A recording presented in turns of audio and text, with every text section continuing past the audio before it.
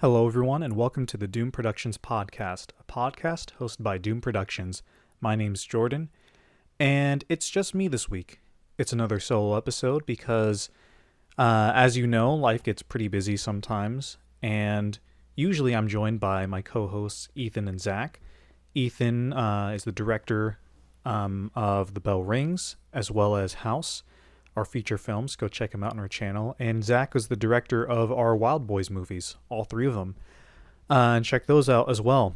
And this is a podcast where usually we get together, talk about all things related to movies, no budget filmmaking, and so on and so forth.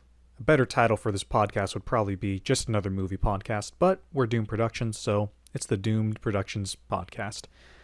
And it's the Friday before Halloween, and I didn't really feel like talking about Two Little Ghosts so much. If you didn't know, we just made a movie called Two Little Ghosts. It is a Halloween movie. Check it out.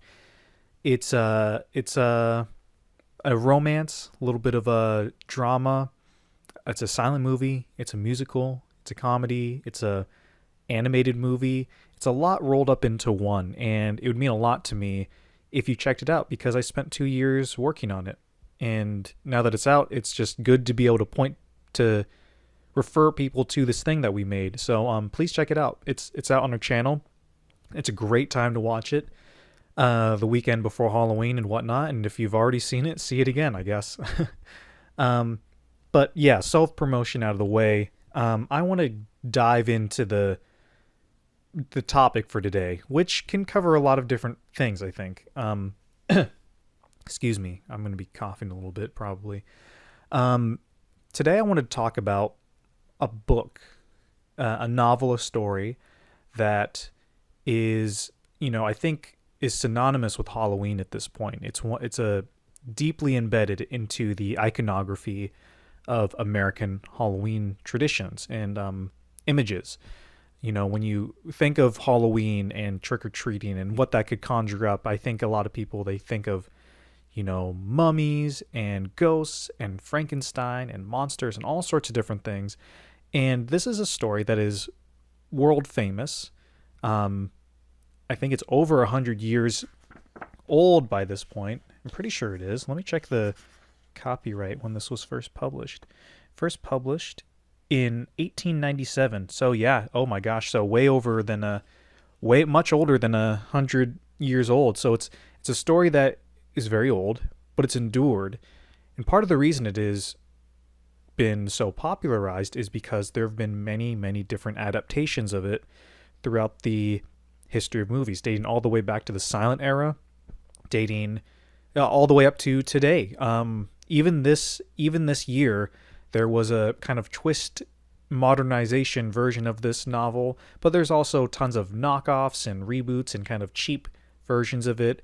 It's a character where the icon behind the story has grown really much bigger than the actual novel itself. And I think the novel itself is something that is very overlooked and deserves a really good adaptation. So I'm just going to say it. The novel is Dracula by Bram Stoker. I think that this is one of the most scariest, most terrifying books I've ever read. It's one of my all-time favorite books. And I think it's a lot more interesting than you would be led to believe based on just seeing the movies, right? Because there are so many different versions of Dracula out there. I mean, you think of Nosferatu, you can think of the Bela Lugosi version, you can think of the Christopher Lee version. Frank Langella, I think that Frank Langella, yeah, he played Dracula in a more romantic way, right? Gary Oldman played Dracula.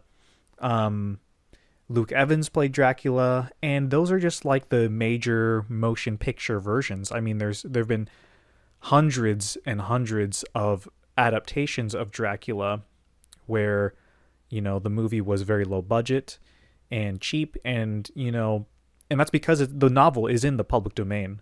Obviously, there's certain copyright that comes along with, certain versions. Like, you couldn't make a movie about the Bela Lugosi Dracula, right?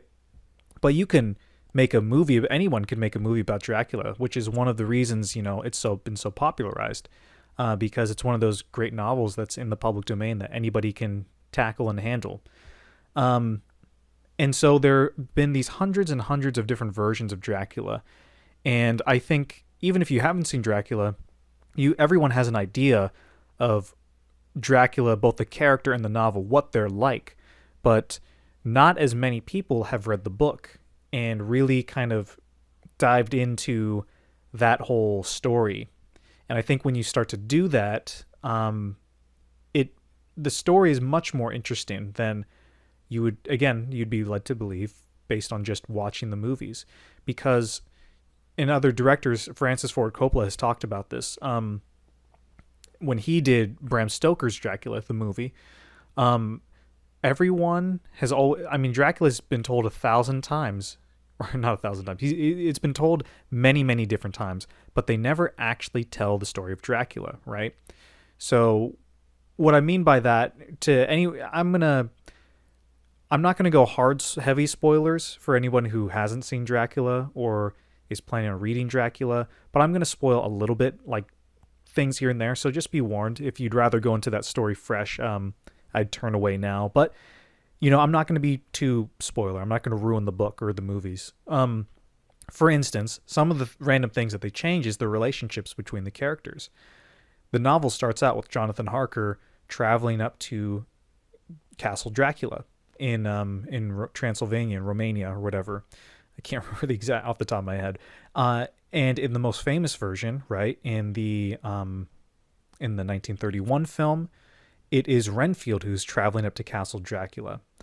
And sometimes they'll change the names where it's Renfield.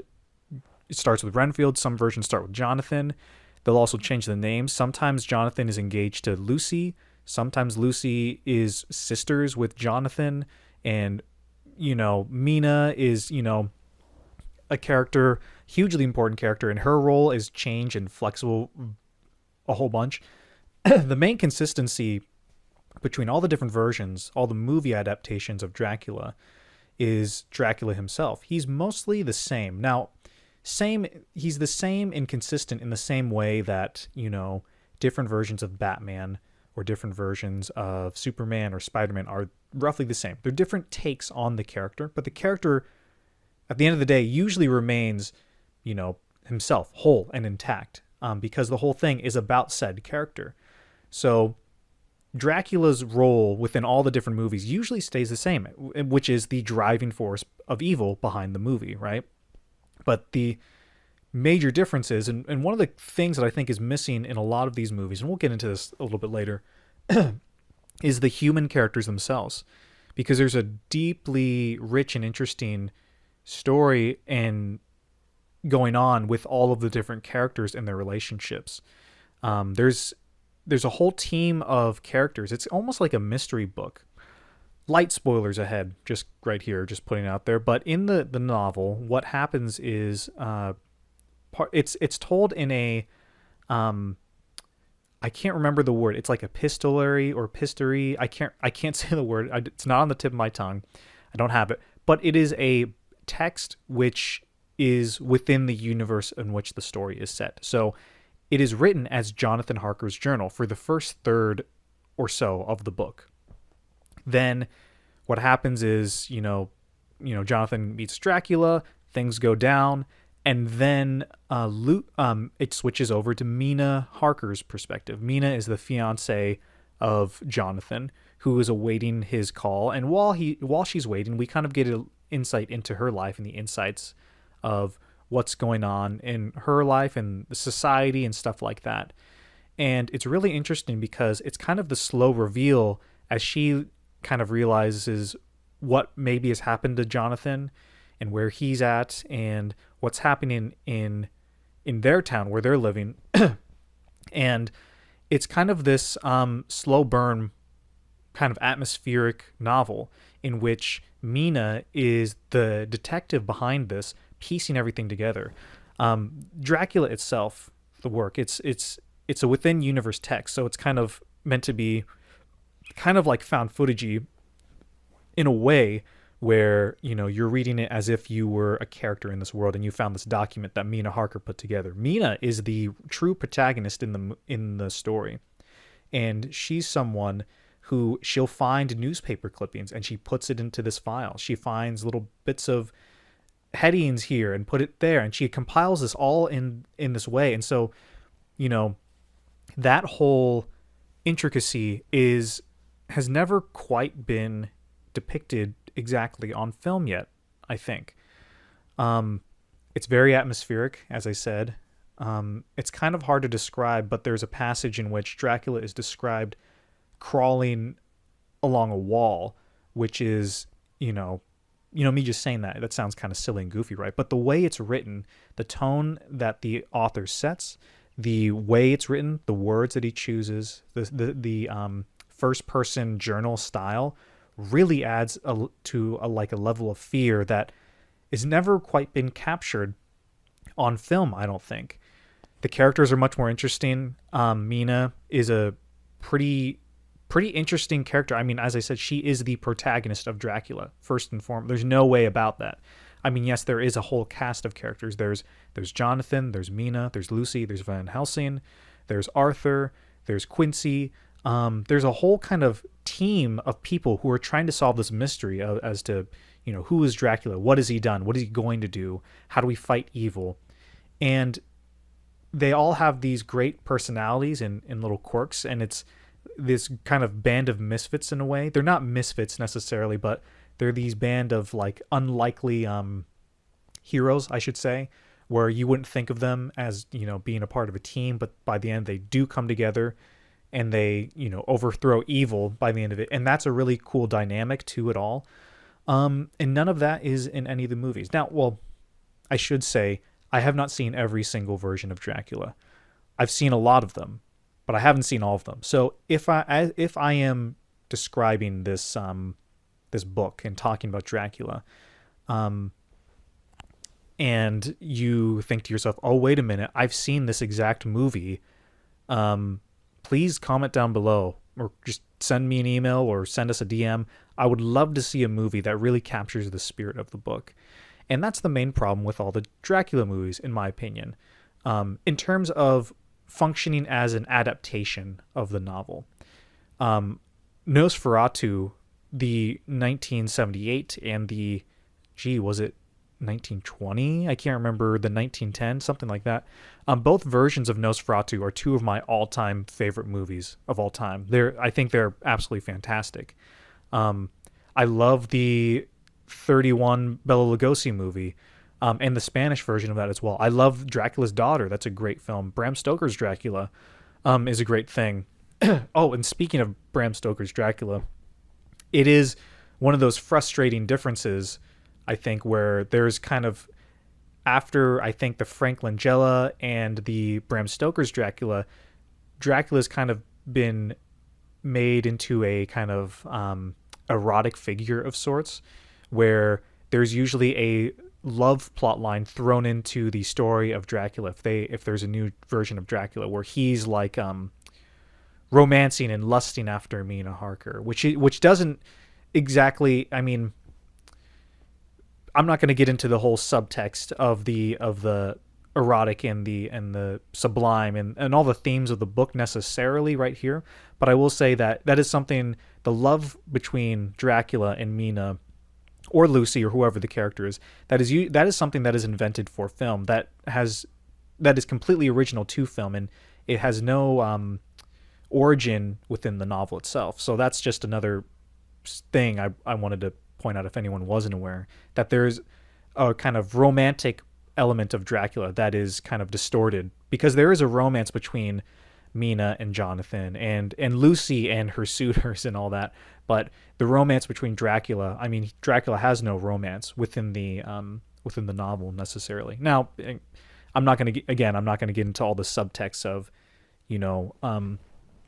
sexuality and the eroticism and the homoeroticism of Dracula, because there's good conversations there. But again, I'm speaking from a stance of adaptation.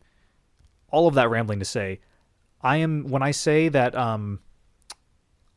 these Dracula movies don't work, I'm not saying that they aren't good movies or they aren't good movies, because as you all know, if you know me very well, I don't believe in good and bad. I believe in cause and effect in terms of choices. There's no such thing as a bad movie, no such thing as a good movie. It's just cause and effect. How does a movie make you feel? And approaching these films from a I guess fan of the novel and really wanting to see the novel, I'm speaking purely in terms of adaptation and where is this successful, where is it not successful, in terms of capturing the spirit of that novel. And I will say the very notion of adaptation is very tricky within itself, because that's a whole nother really interesting conversation. In fact, that's something we talked about last year, I think, on our podcast.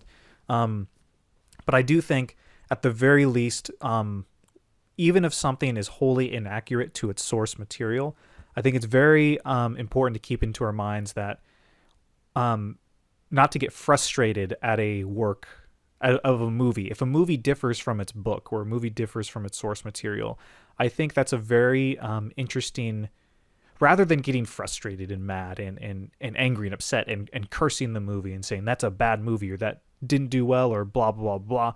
Rather than doing that, I would encourage people to look at the movie as a chance to engage with the text and question the choices that were made and look at what those choices mean and the implications behind it.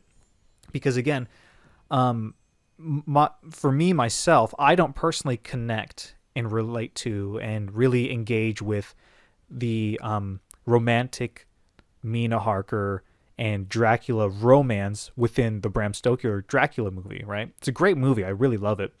But I don't personally connect with that. And rather than getting frustrated with that, something I think is that I try to do is try to look at it and think, how come that's in the movie? Why is it in the movie? What effect does it have in the movie? And the effect is, it does lay that, it does put a more overt tone of eroticism throughout the whole movie. Sexuality plays a big part in it.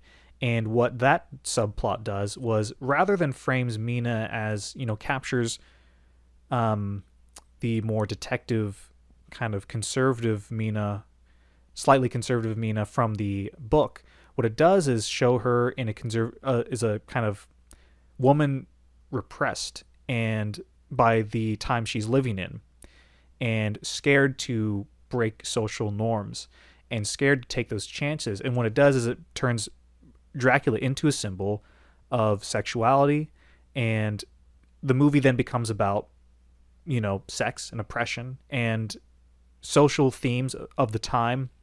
And so that's a great example of that's not something that exists in the novel, but that's something that they did in the movie, which is really interesting to engage with and interesting to talk about and look at and examine how they do that, the choices that it make.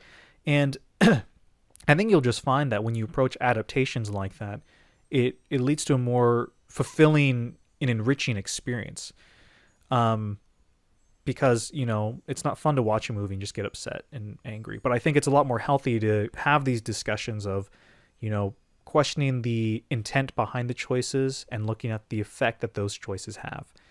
And yet again, I'm rambling on again, but all that to say is framing this conversation as in, when I say a Dracula movie doesn't work or, isn't a successful adaptation, I'm not saying that the movie is not good. I'm not saying it's not bad, but rather that I feel that it is not representative of the effect of the novel. Because when you read the novel has a very wonderful, scary, beautiful effect on you, the reader. And no movie has really captured that effect on film, I don't think. And so when I'm talking about is Dracula movie successful or not, I'm talking about in terms of capturing that effect of the novel, not in terms of is this movie good or bad. I'm really kind of, and again, in a way I'm setting myself up for failure, right? Because there's so many different versions of Dracula. And it's such a narrow way to approach a film, which is a completely different medium than literature. And so it's kind of one of those kind of things. I mean, it's like my own problem.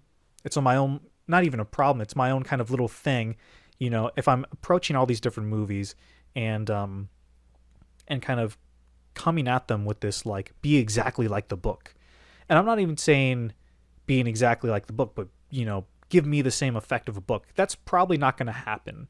And it's setting myself up for failure against all these different versions of Dracula. But, that when I say things like Dracula is this version of Dracula is an unsuccessful adaptation, or this doesn't work, that is the framework from which I'm working with. Again, there are Dracula movies that I really like. There's Dracula movies that I really don't like. And in some of those versions, the things that I like about them is how they differ from the source material. So again, I'm not even saying fidelity to the text is the most important thing.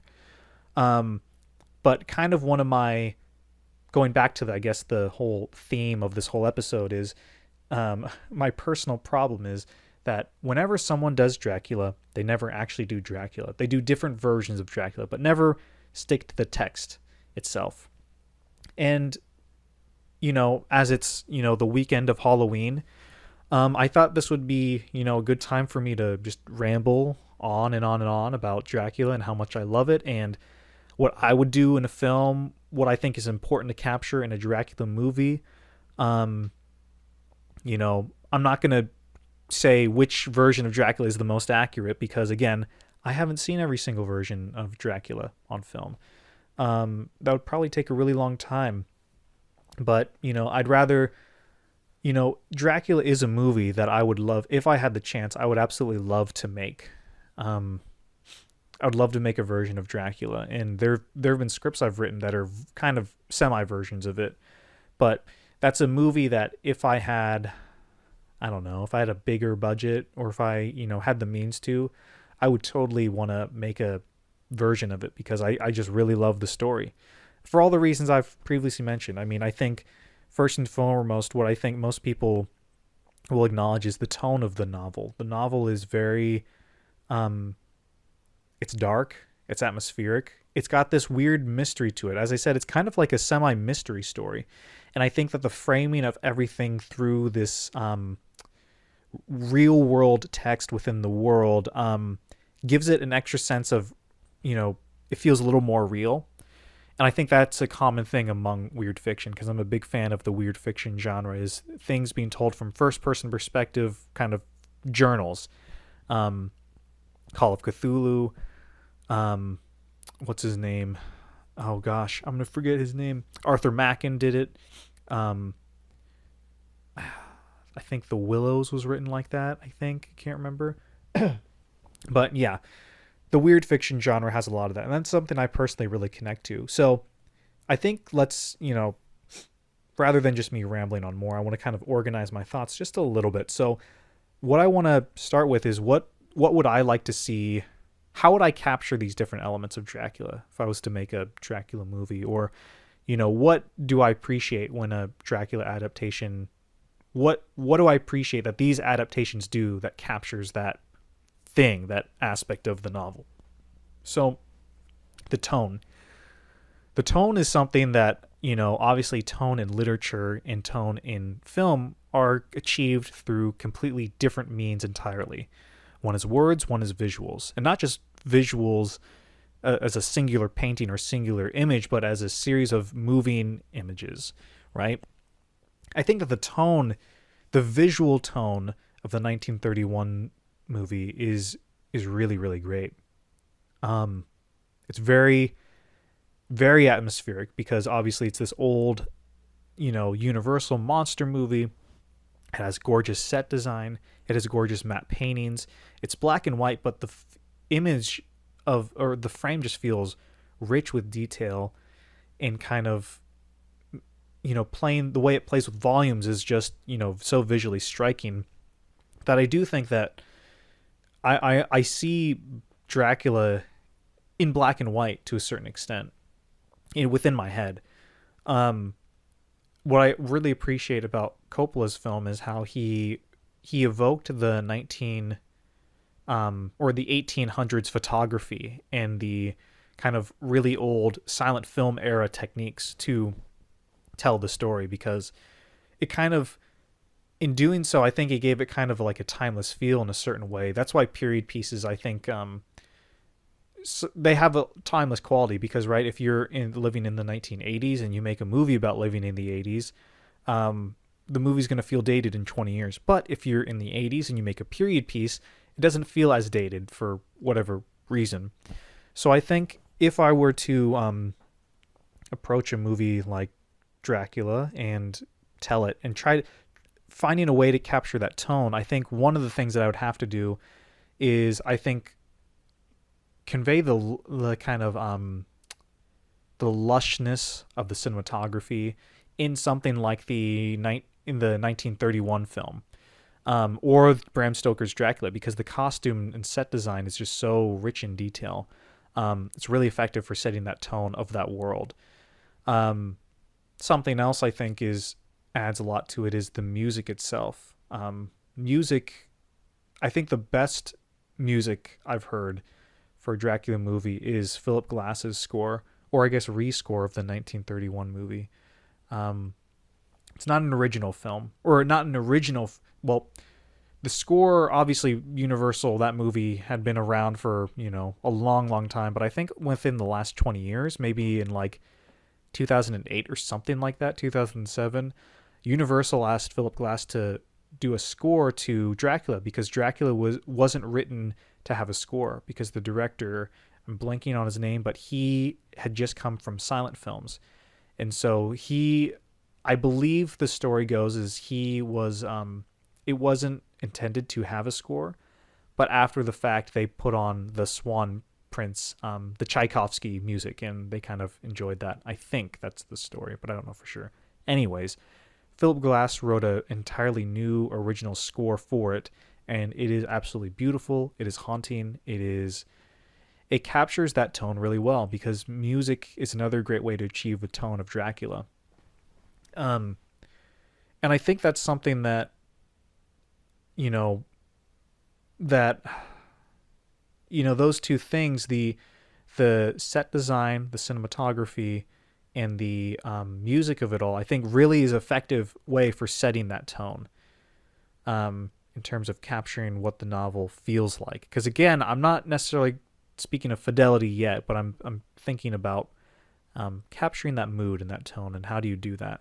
Because if you're able to capture that tone, you're able to make it a lot more scary. I mean, I think the best way I can describe it to someone who hasn't read Dracula, what it feels like in a certain way, is, this might be a little too niche, because, well, maybe it's not.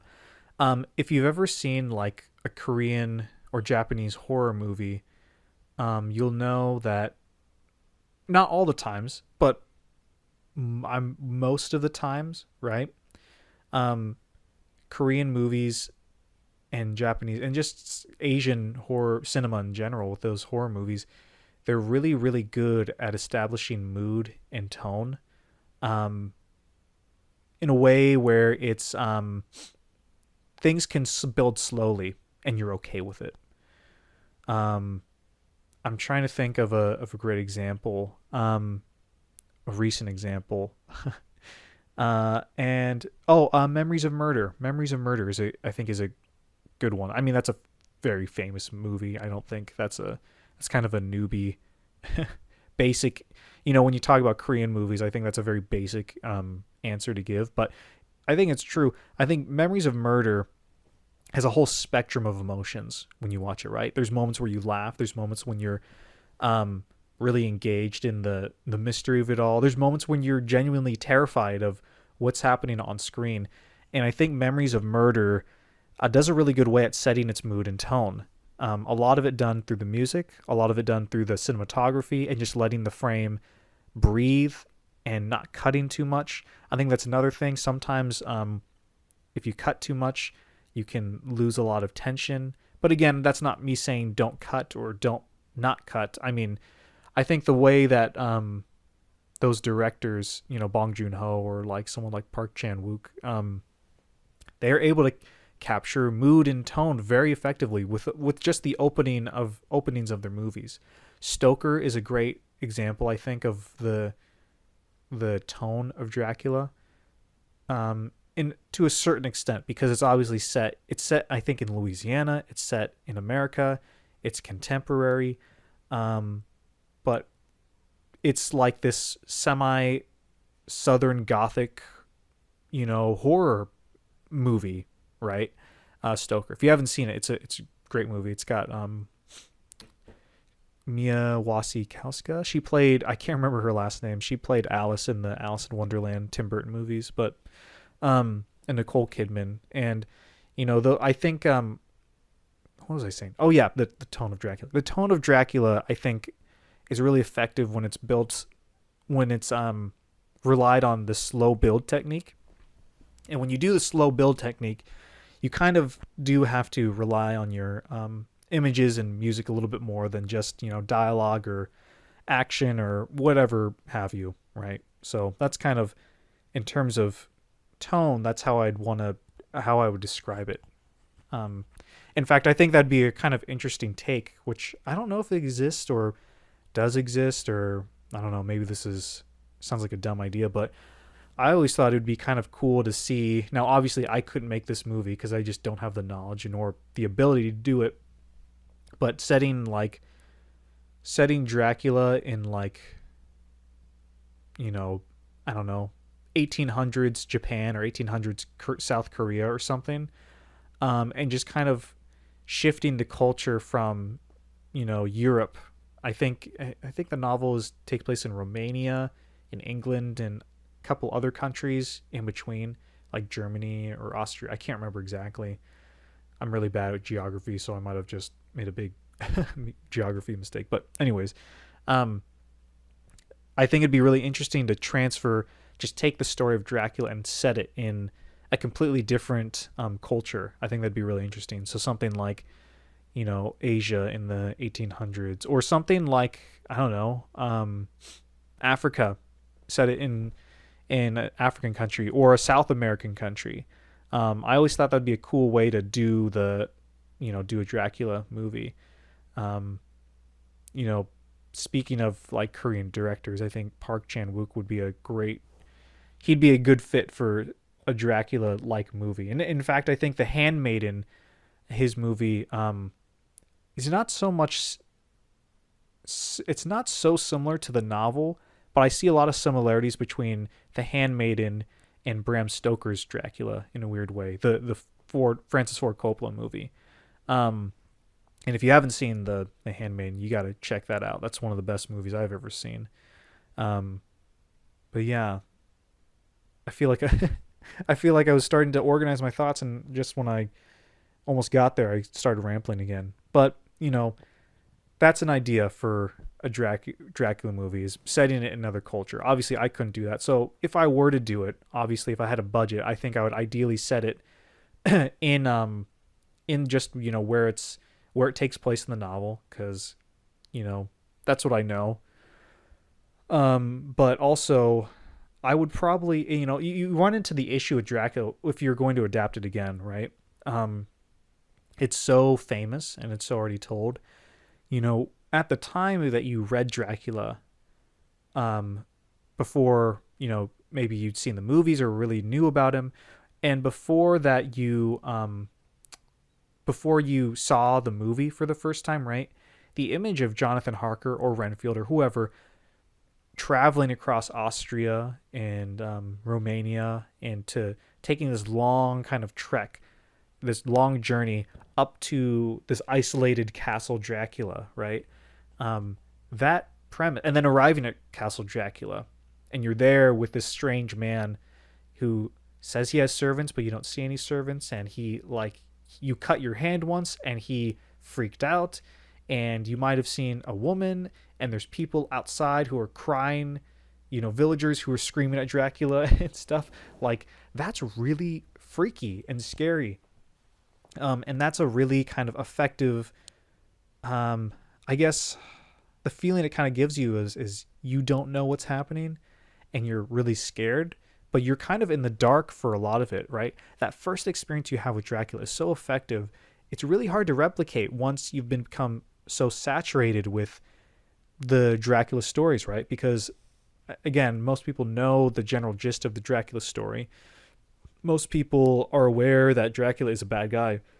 But remember, if you had just picked up the book and you started reading about this Dracula guy, you would have no. I mean, at the time that it was published, I don't think the idea of a vampire wasn't hugely popular back then, like it is today. So we associate the name Dracula with vampires pretty much. So you kind of see it coming from a mile away. So capturing that kind of sense of fear, scaring people, would be a really tricky thing to do if you're going to take a modern adaptation. So in a weird way, the best way to stay faithful to Dracula, I think, and still remain scary is you have to change it, because obviously part of the book is that it's a scary book.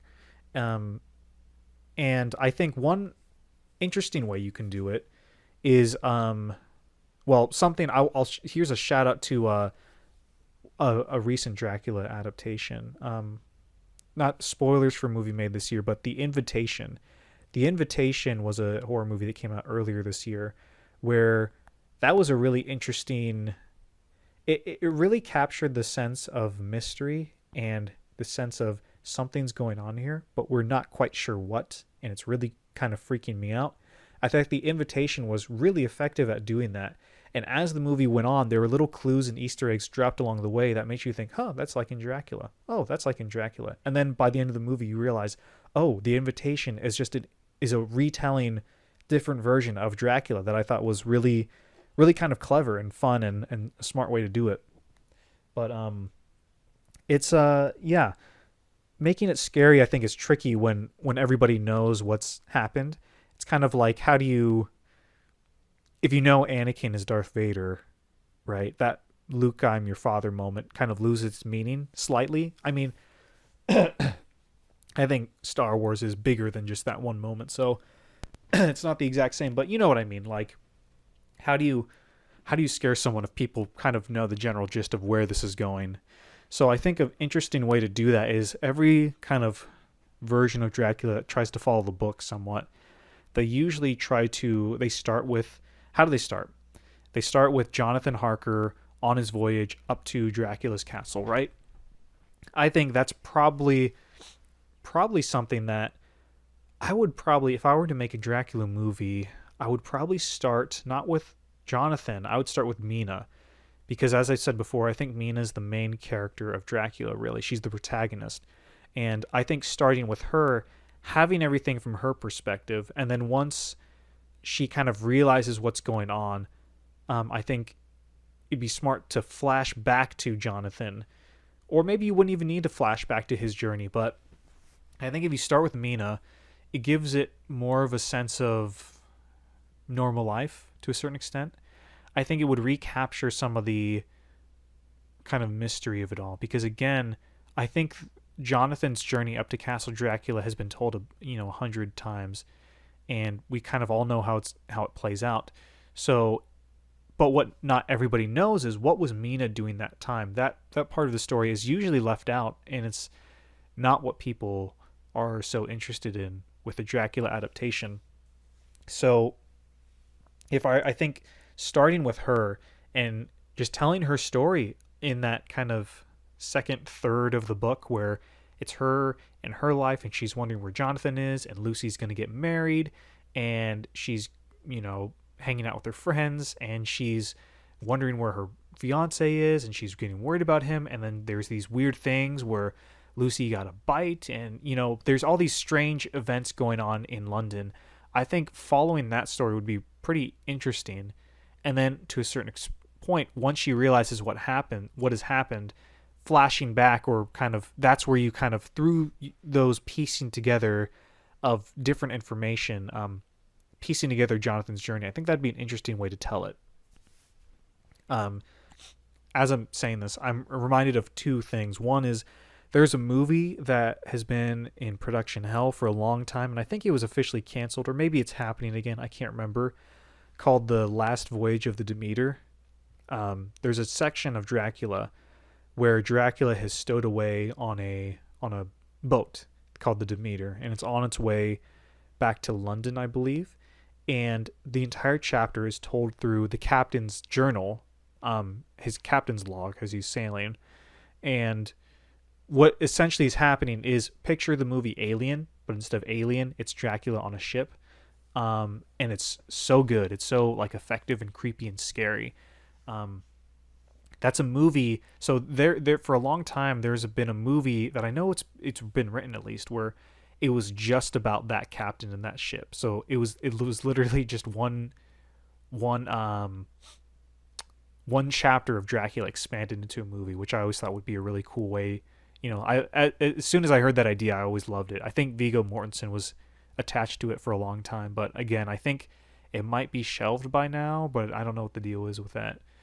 I also wanted to point out there was a movie, I think it was a miniseries actually, a few years ago. Um, I don't know if it was the BBC, but it was done by the same creators of Sherlock. It was released on Netflix. It was a Dracula adaptation, and that version had a pretty clever twist where in the first part of the movie, because I think it was 3 mini episodes, so it was like a mini series. The first episode had this really great twist with telling Jonathan's story and the kind of framing behind it, and a reunion between Mina and Jonathan, which I thought was really, really cool and effective. That first episode of that Netflix Dracula I thought was really well done. I'm blanking on the name, but I think it's just called something like Dracula. But it was done by the creators of Sherlock. Um, and later on in the series, funny enough, they do a twist in the third episode, I think, or the end of the second episode, where they kind of take Dracula and put him into modern times and do a kind of spin on it and everything. But I think that first episode, in terms of like recapturing some of that fear and the effect of the novel, I think that first episode of Dracula did a really good job at capturing some of that in terms of retelling a story that's been told 100 times. Because I think that's the big struggle with Dracula, honestly, in adapting it, is it's been told so many different times. So how do you make it just as effective as if someone was seeing it for the first time? Yeah, yeah. I mean, what else is there with Dracula? I've been talking for a long time, so I can feel my mouth getting dry a little bit. Sorry, everyone. But yeah.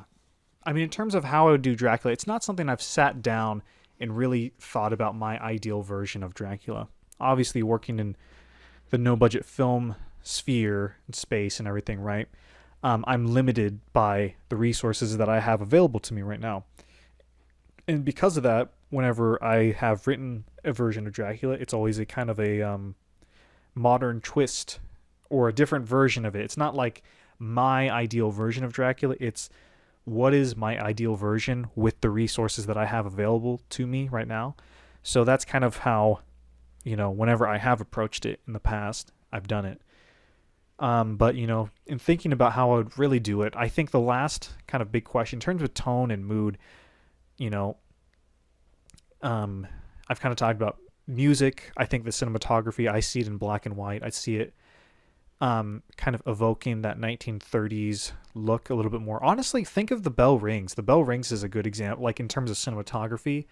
I don't think I'd go 4:3. I think I'd go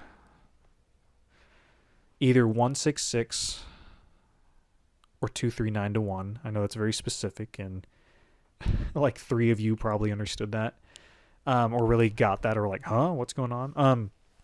But I think in terms of capturing the mood and the tone, I would black and white cinematography, picture The Bell Rings. I think the music would have to be, I mean, you know me. If you know me, you know I'm a big Philip Glass fan, so I'd want something similar to that 1931 score, if not just, stealing that, because why not? I think in terms of the making it scary, I think you'd have to change the point of view a little bit from the novel, and reshuffle how the events are told and the sequence in which they're told, and have it all told from Mina's point of view, because I think, again, she's the protagonist, and framing everything through her eyes will, I think, make everything effective and scary again, even if you've seen a version of Dracula before or read the novel. And I think the last thing really is, because the novel is written from a first person point of view, it's kind of like, how do you retell the novel?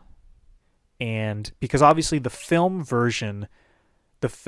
equivalent of the style of the novel would be a found footage movie, where it is something like The Blair Witch, where it is something like VHS, or any one of those other found footage movies, horror movies, right?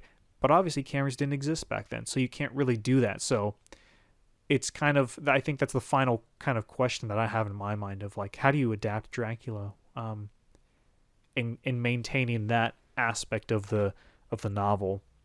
Because that's partially why the novel, I think, is so effective. And it's like, do you keep that and do a semi weird found footage thing? Do you get rid of that? And my instinct, as of now, as of thinking about it for all of like 2 minutes, I think my instinct is to use the narration, use a lot of montage to show the passage of time, and keeping effective passages that add to the visuals rather than tell the story. Because I think, because you're in a different medium, you have to rely on visuals to tell your story. If you're going to use narration, it should enhance what you're seeing, not necessarily drive what you're seeing. But maybe there's a more effective way to do it. Again, I've just thought about that for 2 minutes, and that's my instinct. That's my first answer. But yeah, I'm not a scholar. I'm not an expert on the Dracula novel. I'm not an expert on filmmaking even, but I like making movies and I really like Dracula. So that was me just ranting and rambling about Dracula for something like 40 minutes or something like that. And I guess I'll close my Dracula portion, the subject today, with if you haven't seen Dracula, or if you haven't read Dracula, I would say first off, everyone go please read Dracula. It's a really, really good book. Not a lot of people have read it, or rather, more people have seen the movies than they have read Dracula. So please read it. It's really, really good. It's really, really scary. And I would say if you after you do that and you want to see a Dracula movie, I would say just start with the big ones. Just watch Nosferatu, both the German version and they're both German. Both the silent film and the 1978 Werner Herzog movie. I'd say watch the Bela Lugosi series and the Spanish version of the 1931 film. Watch the Christopher Lee the Horror of Dracula, or the House of Dracula. Whatever the first one Christopher Lee starred in, I'd say watch that one. Bram Stoker's Dracula is pretty good. And yeah, just, check Dracula out this Halloween, because it's a really good story. It's a really good, it's a big thing that we associate with Halloween, but, I feel like I haven't encountered too many people who've read it, read the book. So, yeah. Anyways, let's move on to our final sections of our podcast, which is first off, we'll do what are you watching, because that kind of ties into I guess Halloween to a certain extent. Funny enough, I have not been watching a lot of Dracula. Although now that I've been talking about it for so long in this podcast, I feel like I probably should watch Dracula this Halloween. I mean, I've seen a bunch of Dracula this October, but just not coming, recently. I think the biggest thing that I saw Black Adam in the last week or so, and I also saw rewatched Man of Steel. But I mean, what I'm planning to do this weekend at some point is do a big Halloween movie marathon. Not necessarily of the Halloween horror movies, but movies that I like to watch on Halloween or around the Halloween time. So stuff like Over the Garden Wall, The Adventures of Mr. Toad and Ichabod Crane. What else? The Halloween Tree, Sleepy Hollow, Beetlejuice, Coraline, maybe the Simpsons Treehouse horror episodes. That's kind of what I haven't been watching it, but I'm looking forward to watching it at some point this weekend, putting on some fun Halloween movies and whatnot. And so there's not a whole lot to do with, oh my gosh, I almost forgot. Okay, I'm glad I remembered this. before I move on to the last part of our podcast, I do want to shout out to the YouTube studio Late Night 99, spelled late, just Late, night, Nite, and then the numbers 99. Late Night 99. They're an Australian channel.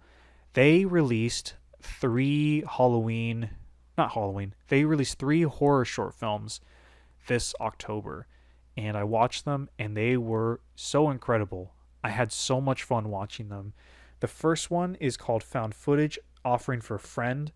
That one had a really fun kind of monster idea where I'm not going to spoil what it's about, but really, really effective found footage style of filmmaking. And I'm not going to say anything more. The second one was Tempest. That one was also very moody and dark and atmospheric. I loved that one. And then the last one was The Chapel and the Child. They're short films, so I feel like I shouldn't say too much about them before because I don't want to risk spoiling them. But they're three movies that they released this October. I finally watched them all. I think I watched one earlier this month, but I just watched them all again. I rewatched them, and then I was able to see all of them together. But oh my gosh, Late Night 99 is just kind of on a roll right now with their horror short films. Their movie, Over the Next Horizon or Over the Horizon, I can't remember the exact title, forgive me, but I still have not seen that. I haven't sat down and watched a YouTube movie in a while, but I am planning on it. And their short films that they just released are really, really good. I think in total it only takes something like 30 minutes, something like that, 27 minutes. Can't remember the exact count or whatever, but go check out Late Night 99. Really, really solid, movies on their channel. Really good horror movies. Stuff that's perfect just in time for Halloween. So I just watched those. That's my big shout out. That's my big kind of highlight of this week for the podcast. But yeah. And now let's move on to what are you working on? So as you are aware, we're finishing up La Danza right now. I can't remember when we did our last episode, but I think last time we had 2 more days left of filming, and this time we have 1 more day left of filming. So I shot for La Danza this last Monday. It was pretty quick and painless, and now we're filming the climax of the movie on Saturday, which is really exciting because it's the last day of shooting, last thing we have to do. It feels really, really good to have it, it's almost there. It's almost done. It's a very exciting time. Very weird to go from the emotions of Two Little Ghosts being released to La Danza being finished. And so I'm really excited on that. And yeah, that's kind of the big thing right now. I mean, I've been doing writing. I'm always writing, something at some point, but that's the main thing. So if you're listening to this on a Friday or even a Saturday morning, we'd appreciate your thoughts and prayers that this shoot finishes smoothly and things go well, because it's supposed to rain and we're shooting outside. So we're going to see what happens. And with that, that'll be it for this episode of the podcast. I appreciate everyone for listening.